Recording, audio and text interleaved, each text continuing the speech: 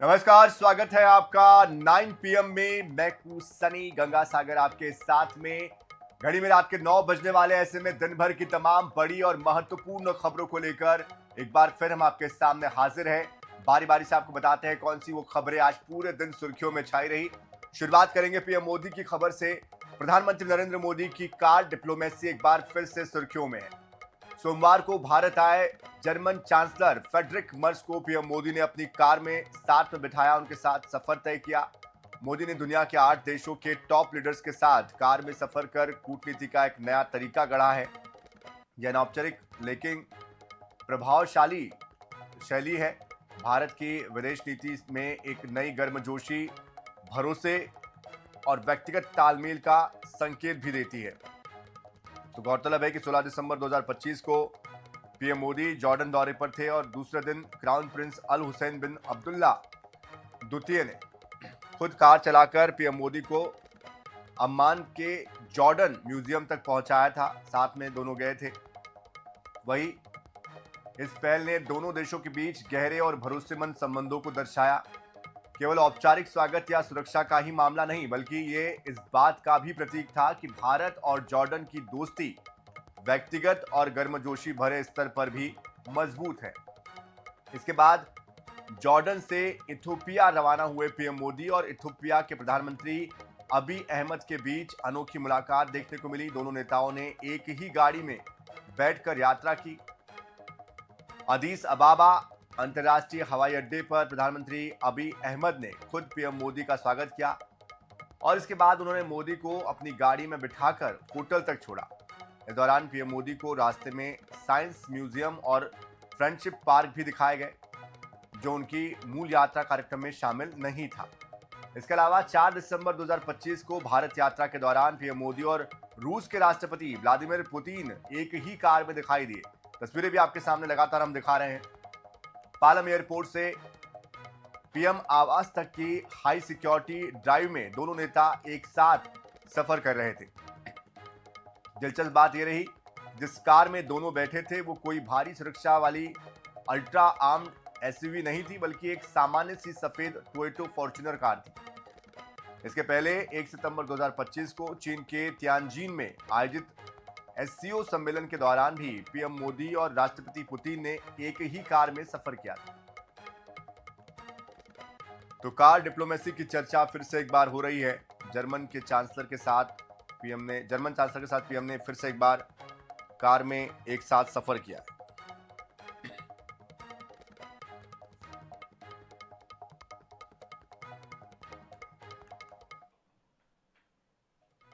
Supreme court ने मंगलवार को आवारा कुत्तों के हमलों को लेकर सख्त टिप्पणी की है। कोर्ट ने कहा कि कुत्तों में एक खास तरह का वायरस होता है जिसका कोई इलाज नहीं होता। जो लोग कुत्तों को खाना खिलाते हैं, हमलों के लिए उन पर जवाबदेही तय की जाएगी। Justice Vikram Nath, justice Sandeep Mehta, justice N V Anjaria की बेंच ने आगे कहा, सरकारें भी कुछ नहीं कर रही है।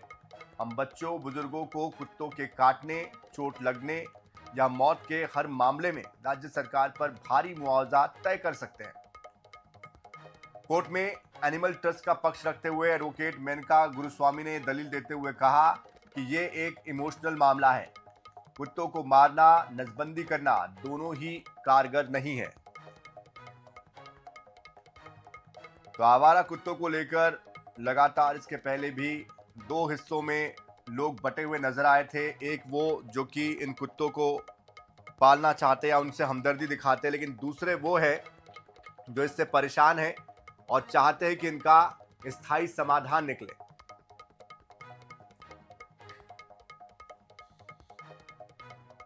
तो इसी तरह की एक खबर आज इंदौर से भी निकलकर आई है, जो कुत्तों से जुड़ी हुई है और जहां पर कुत्तों की वजह से विवाद हो गया।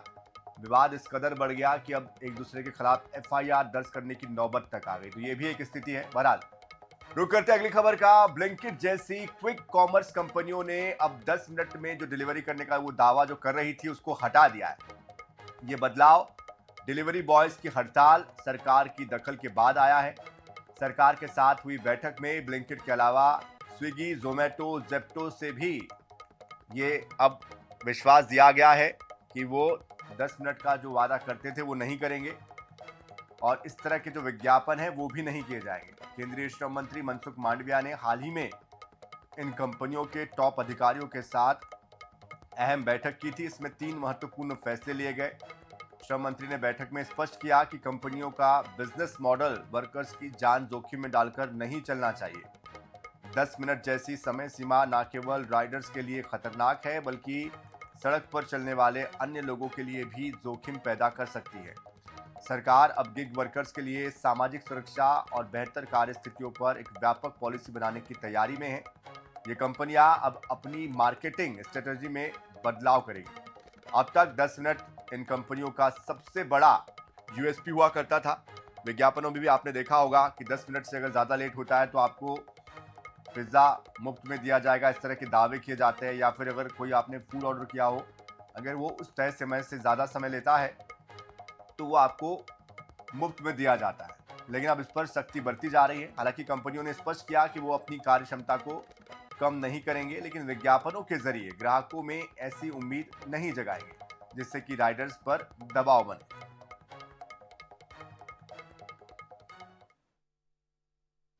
सर कोई असर नहीं दिख रहा है और जहाँ स्टैक हुआ था हर एक स्टोर पे हुआ था स्टैक, लेकिन अभी तक उसका जो है फायदा नहीं दिख रहा है। सर एक चीज बताइए, 10 मिनट का सिस्टम हटाने से पेट भर जाएगा क्या? नहीं भरेगा। उसके साथ में पैसे भी चाहिए। घर को छोड़ के 10 घंटे यहाँ दिया जाता है, लेकिन उतना जो है पैसे है नहीं। मैक्सिमम जो है पैसे नहीं है। कम से कम अगर बंदे 10 घंटे में 1000 रुपये नहीं कमाए तो अपने घर को कैसे चलाएगा? तनाव तो खैर कम नहीं, रिक्सेबल है, बहुत ज्यादा रिक्सेबल है। हर मतलब जो रूल रेगुलेशन तोड़ के चलने पड़ते हैं मैक्सिमम टाइम। परेशानी तो बहुत आती थी और बत्ती का फॉलो नहीं होता था। एक तो वही है ना, अपना टारगेट पूरा करने के चक्कर में, क्योंकि जो भी वादे किए जाते हैं पूरे तो होते नहीं इनके। क्योंकि हमें कई बार आश्वासन दिया गया है लेकिन वो कभी पूरा नहीं हुआ है। मांगे तो यही है कि पुराना जो पे आउट था वो दिया जाए और यहाँ पार्किंग वगैरह की व्यवस्था की जाए। अभी जैसे कोई गाड़ी आ जाएगी, अभी हटानी पड़ेगी।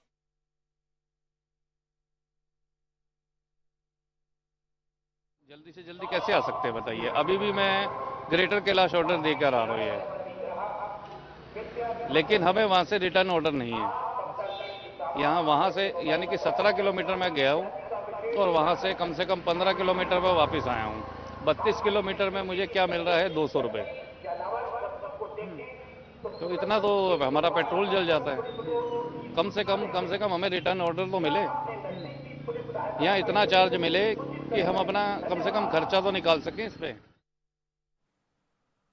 भोपाल में मध्य प्रदेश सरकार ने शिक्षकों के लिए बड़ा फैसला लिया है। राज्य सरकार ने चौथा वेतनमान मंजूर कर लिया है, जिससे कि 35 साल की सेवा पूरी कर चुके शिक्षकों को इसका फायदा मिलेगा। इस निर्णय से राज्य के 1 लाख से ज्यादा शिक्षक सीधे लाभान्वित होंगे।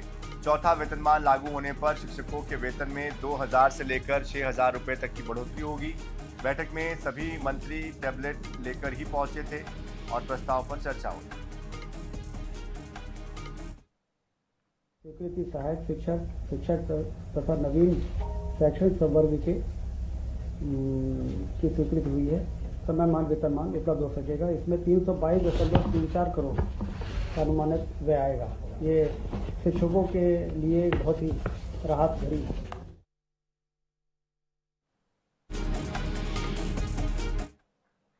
छत्तीसगढ़ के पूर्व deputy CM TS Singhdeo Delhi के दौरे पर हैं। इस दौरान उन्होंने INS 24/7 से बातचीत में बीजेपी आरएसएस नेताओं की चीन प्रतिनिधिमंडल से मुलाकात, जम्बूरी विवाद, बीबीजी रामजी जन जागरण अभियान और अन्य विषयों को लेकर प्रतिक्रिया दी। छत्तीसगढ़ के पूर्व उप मुख्यमंत्री टीएस सिंहदेव जी हमारे साथ बात करने के लिए मौजूद हैं। सर, दिल्ली में भारतीय जनता पार्टी हेडक्वार्टर में जिस तरीके से चीन की कम्युनिस्ट पार्टी का डेलीगेशन बीजेपी और आरएसएस के नेताओं से सर मिलता हुआ नजर आया, सर कैसे आप इस पूरी मुलाकात को देख रहे हैं? और खासतौर पर जब कांग्रेस के ऊपर इस तरीके के आरोप लगते थे कि जो फंडिंग है वो कहीं ना कहीं जो है उस समय ली जाती थी। बांग्लादेश का एक खिलाड़ी अगर क्रिकेट लीग में भाग ले रहा है, चुना जाता है, तो उसको आप कहते हो कि हटा दो। और चीन यहां पर आके हमारे देश के एक हिस्से में, जो हमारे फॉरेन विभाग के अधिकारी हैं वो सार्वजनिक स्टेटमेंट देते हैं, चीन के प्रतिनिधि सार्वजनिक स्टेटमेंट देते हैं, हमारे कहते हैं कि हमारी जमीन है, चाइना कहती है कि हमने तो अपनी धरती पे हमने घर बना रहे हैं। उस परिस्थिति में आप आमंत्रित करके मिल रहे हो, ये दुर्भाग्यजनक है। मिलना चाहिए जब चीजें सामान्य हो, समतल हो, आप बराबरी पे दिख रहे हैं। यहां आपकी धरती में घुस के पहले मीडिया ने जब इस बात को उठाया, सैटेलाइट पिक्चर्स दी कि और जगह पर उनके कैंप्स बन रहे हैं, बड़ी बड़ी गाड़ियां चल रही हैं, गुफाओं के अंदर क्या काम हो रहा है, तो ये हुआ कि जो ये कह रहा है वो देशद्रोही है। हम आप तो देशद्रोही गिने जा सकते हैं अगर हमने कह दिया कि भाई चीन हमारी धरती पे कुछ कर रहा है। और आप क्या कर रहे हो? और उसी चीन के साथ जिसके मंत्री ये कह रहे हैं कि हम तो अपने जमीन पे काम कर रहे हैं और लोगों के लिए हम घर बना रहे हैं। उस समय आप उस डेलीगेशन को रिसीव कर रहे हो और उनसे मिल रहे हो जब आपकी ही दल की सरकार देश को चला रही है, तो ये समझ में नहीं आता। कैमरा पर्सन सत्येंद्र के साथ स्पर्श शर्मा, INH न्यूज, दिल्ली। बालोद जिले के दुधली में आयोजित राष्ट्रीय रोवर रेंजर जम्बूरी के अंतिम दिन पुरस्कार वितरण कार्यक्रम आयोजित हुआ। जम्बूरी में पहुंचे छत्तीसगढ़ के डेप्यूटी CM अरुण साव ने पुरस्कार वितरण किया। साथ ही शिक्षा मंत्री गजेंद्र यादव, भारत स्काउट गाइड के नेशनल चीफ कमिश्नर के खंडेलवाल मौजूद रहे। इस दौरान उप मुख्यमंत्री साव ने छत्तीसगढ़ सहित देश भर से आए हुए रोवर रेंजर से कहा कि युवाओं को सशक्त बनाने का ये बड़ा मंच है। साव ने इस आयोजन को लेकर शिक्षा मंत्री की तारीफ की, वही INH 24/7 से खास बातचीत भी की। साथ साथ उन्होंने सांसद बृजमोहन अग्रवाल के हाईकोर्ट में याचिका के स्वीकार होने को लेकर कुछ भी बोलने से इनकार किया।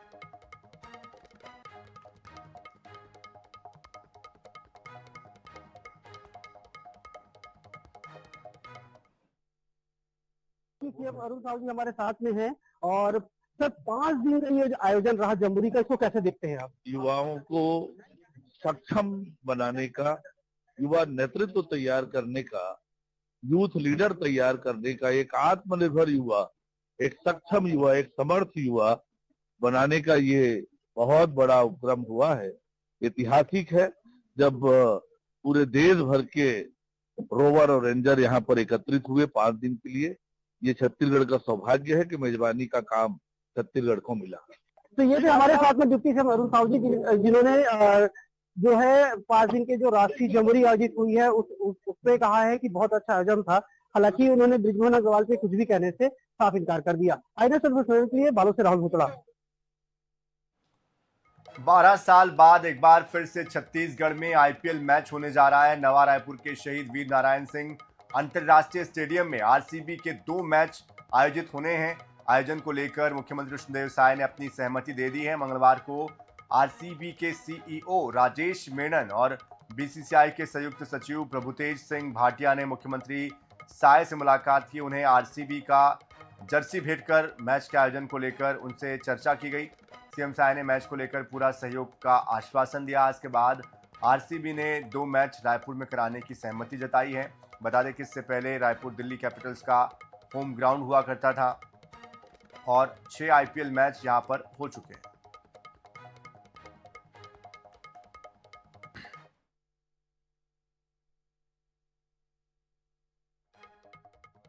आरसीबी रॉयल चैलेंजर्स बेंगलुरु, उसके CEO अभी हमसे मिलने आए थे और उनसे ये तय करके आए हैं कि IPL का 2 मैच यहां पर होने वाला है। IPL का 2 मैच यहां पर होने वाला है। ये आज हम लोग का RCB के CEO से बात हुआ है।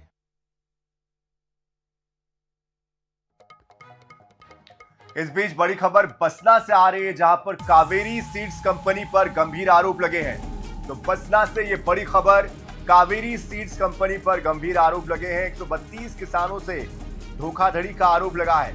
3 करोड़ 15 लाख रुपए हड़पने का आरोप लगा है। किसानों ने राज्यपाल CM से कंपनी पर प्रतिबंध लगाने की मांग की है। किसानों ने आंदोलन की चेतावनी भी दी है। तो बसना से खबर, कावेरी सीड्स पर गंभीर आरोप किसानों ने लगाए हैं। 132 किसानों से धोखाधड़ी का आरोप लगा है। 3 करोड़ 15 लाख रुपए हड़पने का आरोप लगा है। राज्यपाल और सीएम से किसानों ने मुलाकात की है। तो कंपनी पर प्रतिबंध लगे, ये किसानों की मांग है। साथ ही किसानों ने आंदोलन करने की चेतावनी भी दी है।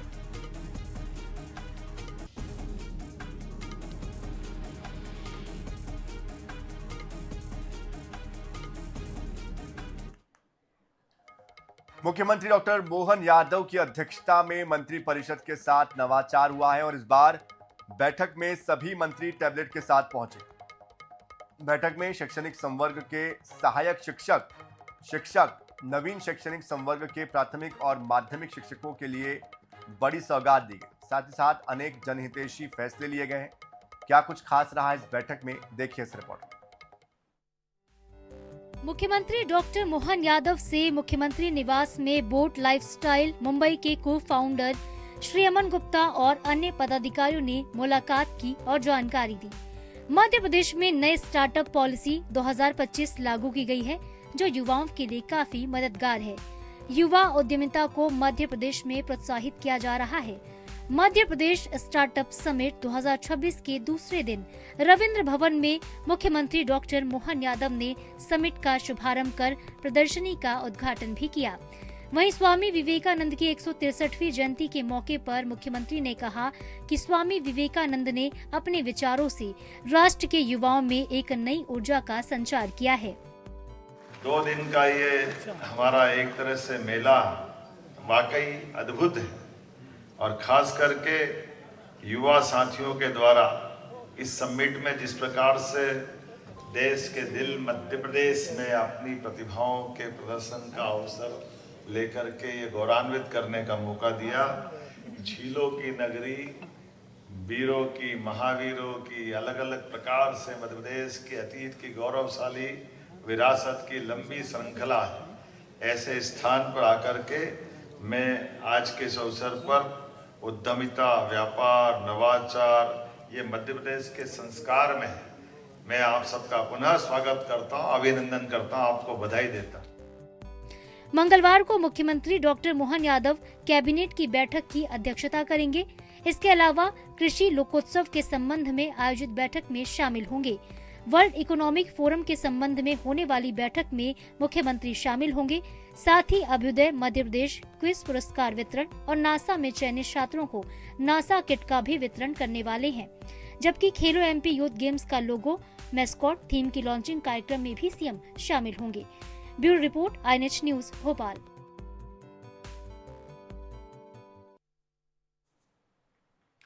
इंदौर के भागीरथपुरा में दूषित पानी से हुई 23 मौतों के बाद प्रदेश सरकार और नगर निगम अब शहरवासियों के लिए ठोस कदम उठा रहे हैं। भोपाल, जबलपुर, ग्वालियर, बुरहानपुर और कई शहरों में जल सुनवाई आयोजित की जा रही है। अब लोग पानी से जुड़ी हुई अपनी जो शिकायतें हैं, समस्याएं, वो सीधे अधिकारियों के सामने रख सकेंगे। समाधान उसी समय मिलने की संभावना रहेगी। नगर निगम ने इंजीनियर, जल प्रदाय विभाग के अधिकारी, कर्मचारी तैनात किए हैं। सभी को साफ पानी मिलने को लेकर निर्देशित किया गया है और किसी भी शिकायत को हल्के में ना ले, इस बात के लिए भी कहा गया है। भोपाल के 85 वार्डों में मंगलवार को सुबह 11 बजे से दोपहर 1 बजे तक पहली जल सुनवाई हो रही है। मौके पर पानी के सैंपल भी लिए जाएंगे ताकि दूषित पानी की समस्या को तुरंत पहचाना जा सके, समाधान निकाला जा सके।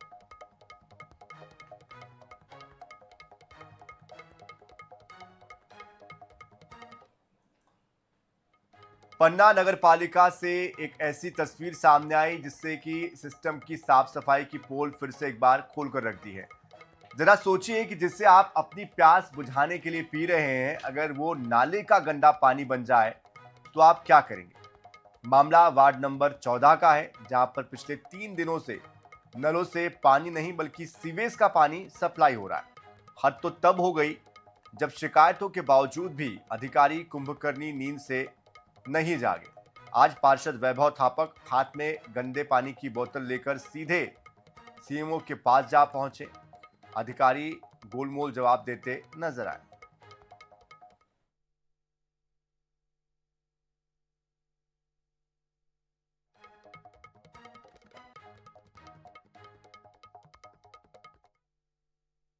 जब मैं अपने वार्ड गया और वहाँ पर मैंने जब पानी भर के उस बोतल में जाके जब मैंने सीएमओ साहब को दिया और मैंने कहा कि आप ये पानी पीकर देखें, इस तरह की प्रशासन की लापरवाही, यहाँ के उदासीन जनप्रतिनिधि सिर्फ टूर्नामेंट में व्यस्त है। आम जनता जो जहरीला और गंदा पानी पी रही है उससे किसी को लेना देना नहीं है। हम लोगों ने ये सांकेतिक तौर पे सीएमओ मुख्य नगर पालिका अधिकारी को पानी की बोतल दी है कि आप ये पानी पिएं, और अगर इसका समस्या का निराकरण नहीं किया गया तो यही पानी हम यहाँ के हमारे सांसद और विधायक को भी देने जाएंगे और नगर पालिका का भी। और इस बीच बड़ी खबर नया पारा राजिम से आ रही है, जहां पर ज्वेलर दुकान में 1 करोड़ की सोना चांदी की चोरी हुई है। चोरों ने बेसमेंट से घुसकर चोरी की वारदात को अंजाम दिया। चोरों का चोरी करने के दौरान का सीसीटीवी फुटेज सामने आया है। गोबरा नवापारा थाना क्षेत्र का ये मामला है। तो 1 करोड़ के सोने चांदी की चोरी की गई है। बेसमेंट से घुसकर ये चोरी की गई है। चोरी का सीसीटीवी फुटेज सामने आया है। गोबरा नवापारा थाना क्षेत्र का ये मामला। बेसमेंट में घुसकर ये चोरी की गई है। तो अब इस पर जो सीसीटीवी फुटेज सामने आए हैं उसके आगे की जांच के लिए इसका इस्तेमाल किया जा रहा है। ये तस्वीरें आपके सामने हैं, किस तरह से इस चोरी की वारदात को अंजाम दिया। बेसमेंट से घुसकर चोरी की गई है। नया पारा राजिम, जहां पर ज्वेलरी शॉप से 1 करोड़ के सोने चांदी की चोरी हुई है। एक्सक्लूसिव तस्वीरें आप तक पहुंचा रहे हैं।